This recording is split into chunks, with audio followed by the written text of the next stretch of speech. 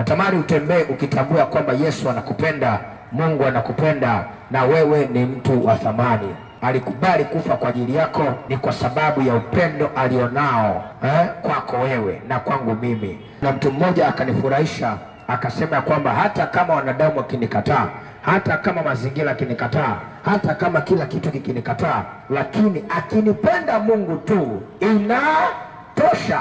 Na maadamu Mungu ananipenda basi inatosha. Alinifurahisha sana.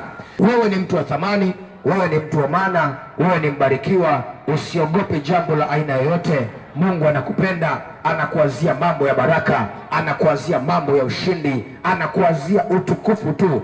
Hata leo Mungu ni mwema kwa ajili ya maisha yako. Hata leo Mungu ni wa baraka katika maisha yako.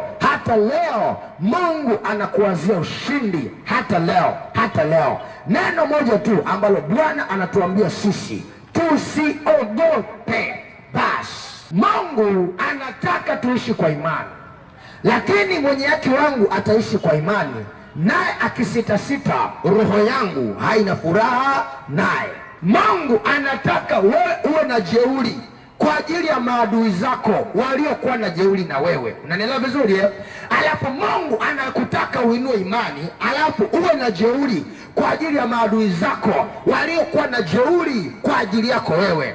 Wakati ambapo utakapoogopa, unawapa jeuri maadui zako wawe na jeuri kwa ajili yako wewe, na adui yako akiwa na jeuri kwa ajili yako wewe atakuua. Lakini wewe utakapotambua upendo wa Mungu katika maisha yako, ukatambua Yesu alikufa kwa ajili yako, alitoa maisha yake kwa ajili yako, utakuwa na jeuri kwa ajili ya maadui zako waliokuwa na jeuri na wewe.